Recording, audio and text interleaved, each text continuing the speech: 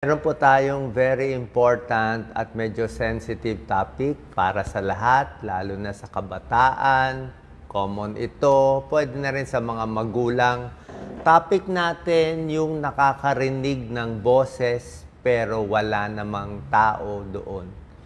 Una-una, pag hearing voices in your head, pwedeng isip mo boses mo o boses na ibang tao. Magugulat kayo, common pala to. Marami nakaka-experience pala nito. At hindi natin dapat ikatakot agad kasi nga pag sinabi mo nakakarinig ka ng boses, iisipin agad na ibang tao, baka may diferensya sa pag-iisip yan.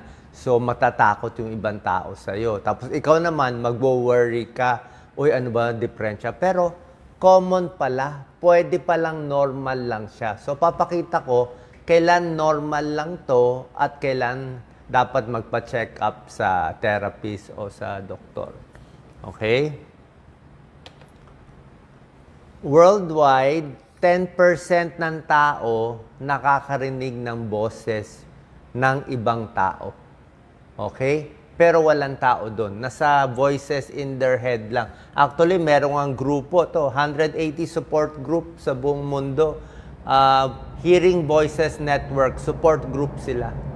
Diba? Yung iba nga daw, positive naman yung naririnig, so walang problema. At maraming tao, ito, 3 out of 4, once in their lifetime, baka kung kailan sobra stress, parang may naririnig silang boses. Pwede yun. Kasi yung utak natin, di ba minsan, paano ko ba sasabihin? Di ba minsan pag pinipindot mo yung mata mo, di ba? Tapos parang nakakita ka ng ilaw-ilaw. O parang pag bagong gising ka, nananaginip ka, parang gising ka ba, tulog ka ba, parang may nakikita ka pa, yung pala panaginip o tunay. Kasi nga, nasa brain lang natin yan. Merong visual center, merong auditory center. So minsan, pag merong mga sobrang stress, may mga sakit dito sa utak, pwedeng makarinig ng boses. Okay? Tawag natin dyan, auditory hallucination. Okay? Meron ding iba. Mga yung nalalasahan, wala naman doon. Another topic yan. Visual hallucination, nakikita yung mga ibang tao o yung kamag-anak na nawala na pero wala naman doon. That's another topic. Ano tong mga boses na naririnig usually? Usually ito po, ibang tao, hindi ikaw mismo. Kasi kung ikaw mismo, baka isip ka lang naisip, di ba? Narinig mo lang yung boses mo, di ba? Normal naman yun eh. Pero pag ibang tao, pwedeng friend or parang enemy. Okay? Minsan, maganda sasabihin sa'yo at minsan, magsasabi ng masama. Yung mga sikreto na ikaw lang may alam niya, paano nga galing nga sa utak mo. At yung mga nakakarinig, 100% sasabihin nila, tunay na may naririnig ako. Naniniwala sila doon. Okay? Pwede rin naman, in a rare instance, malay mo, spiritual guidance, hindi natin masabi. Sa Biblia, puro ganon, di ba? Pero rare naman yon. Okay? Ngayon, delikado lang to, kung yung boses ay sinasabihan ka gumawa ng masama, dapat lalabanan mo. Doon lang tayo magkaka-issue. Parang, kawain mo yan, kaway mo, o suntukin mo yan. O pag gano'n na, sabihin mo, no. Okay? Pero research suggests 10% ng tao merong auditory hallucination. Iba itong naririnig na wala doon sa intrusive thoughts. Marami sa atin ngayon sa social media, sobrang stress. May intrusive thoughts. Let's say, hiniwalayan ka ng boyfriend mo, di ba? Ulit ng ulit. Di ba? Ulit ng ulit. Inis na inis ka o inaway ka ng kaibigan mo. Yung ginawa niyo sa'yo, paulit-ulit. Ibang usapan yun. Talagang ikaw yan na, di ba? Na nainis ka, paulit-ulit, replay ng replay. Iba yan. Ito normal to. Intrusive thoughts ikaw mismo yan Di ba? Pero pag ibang boses ng ibang tao, yun ang auditory hallucination. Okay? Ayon sa mga research, di ba, oras na may ganito, kahit nga payo nga sa mga therapist, psychiatrist, huwag agad sasabihin na may diferensya sa pag-iisip yung tao. Huwag sabihin agad na schizophrenia or psychosis. Possible yon, pero hindi lahat ganon. Maraming hindi ganoon. Usually, yung boses dahan-dahan nag-uumpisa, dumadami, minsan tumatagal, minsan may trigger. May trigger kung kailan ka stress, kung kailan ka puyat, doon Ito, may picture, ayan. Ano ang mga normal cause nitong hearing voices? Normal, na pag nawala yung mahal mo sa buhay, yan, talagang sobrang stress, asawa mo, magulang mo, parang naririnig mo pa minsan. Diba? Malay natin tunay, hindi mo masabi, diba? You're grieving, pwede. Head injury, nasuntok. Sobra-sobrang stress, pwede yan. Sobra-sobra stress, may auditory, visual, common yan. Substance abuse, common yan ha. Sa shabu, sa cocaine, very common yan. Talaga nakakarinig sila.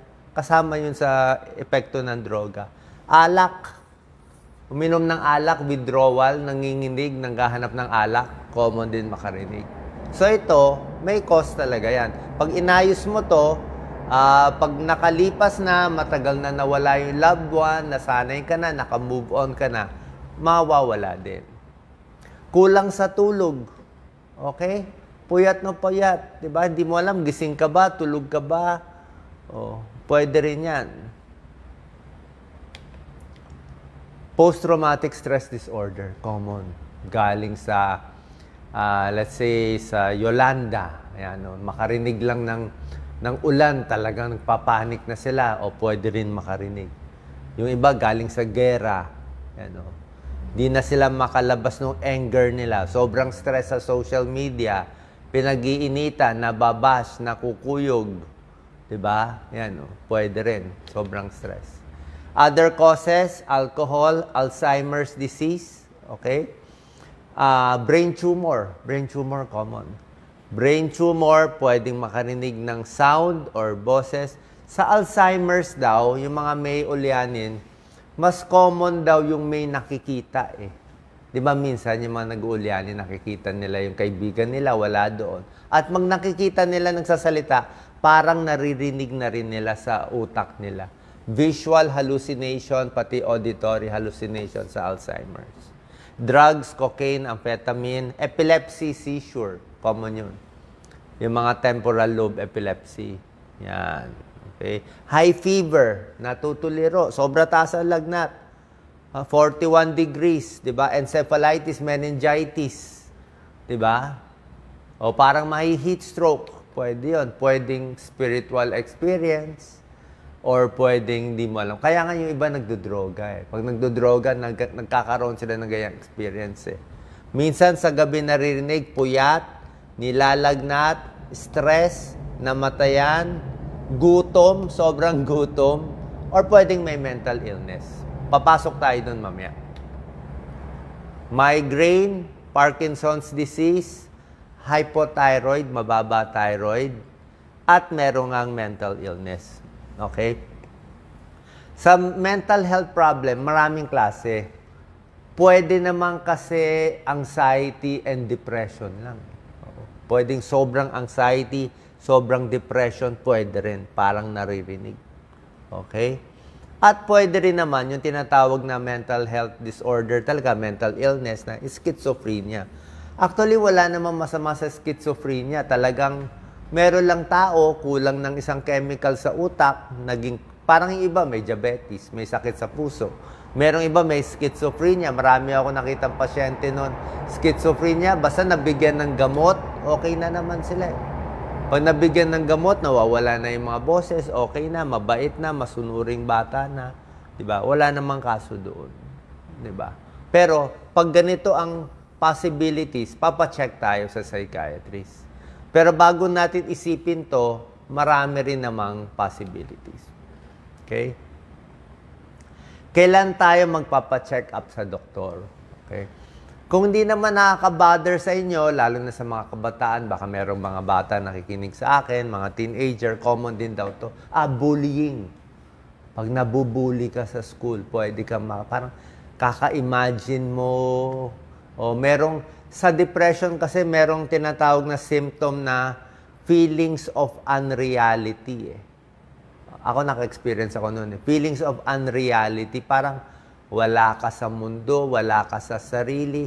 Parang yung katawan mo umaandar, pero yung parang pinapanood mo lang sarili mo. Parang pinapanood mo lang sarili mo. Okay? A few people can relate, kaya excited ako sa topic na to kasi nakita ko, life-saving siya eh. Baka may matulungan. Kasi nakakatakot to, hindi mo rin makwento sa ibang tao, baka pagtawanan ka, anong gawin sa'yo, di ba? So, kailan lang siya concerning na kailangan papacheck tayo? Usually sa psychiatrist eh. Muna. Di ba? Kung sasabihin niya, wala, na-stress ka lang, napuyat ka lang, di okay. Di ba? Kung feeling mo wala ka na sa realidad, kung hindi ka na makatrabaho, hindi ka na makapasok sa school, hindi ka na makatrabaho, meron ka bang ibang sintomas or kung masama ang sinasabi. Okay? Kung sasabihin, saktan mo yung kaibigan mo, ay ibang usapan na yon, di ba? Kailangan kokontrahin mo yan na yan. May tips yan. Okay?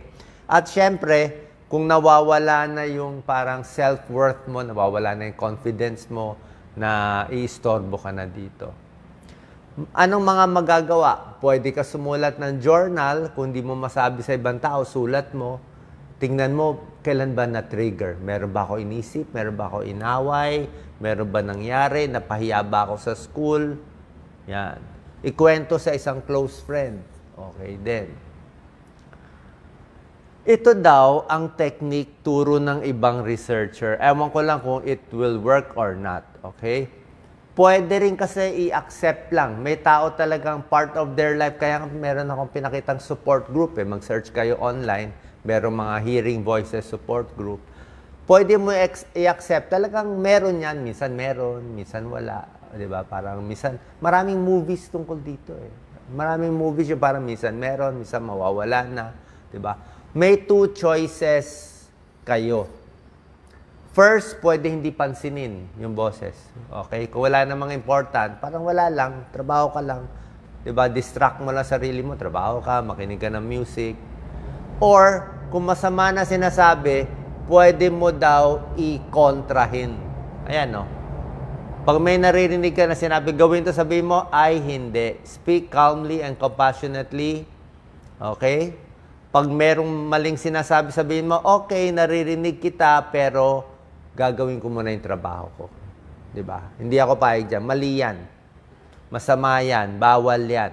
Diba? Ipilit mo. Actually, lahat naman ng sakit ganun eh. Parang kung nahihilo ka, matutumba ka, pilit mo, hindi, mawawala yung vertigo. Ilalaban mo. Ilalaban mo sa depression, sa iba, kung ano man. Ilaban mo. No, hanap tayo ng kaibigan, gawin natin ang tama. Yan ang battle. Some ways, avoid alcohol, meditation, new hobbies. Yan. Ito, mag-relax, balanced diet, syempre, physical activity, matulog ng mahaba, tulog ng tulog, kasi umatake kung puyat.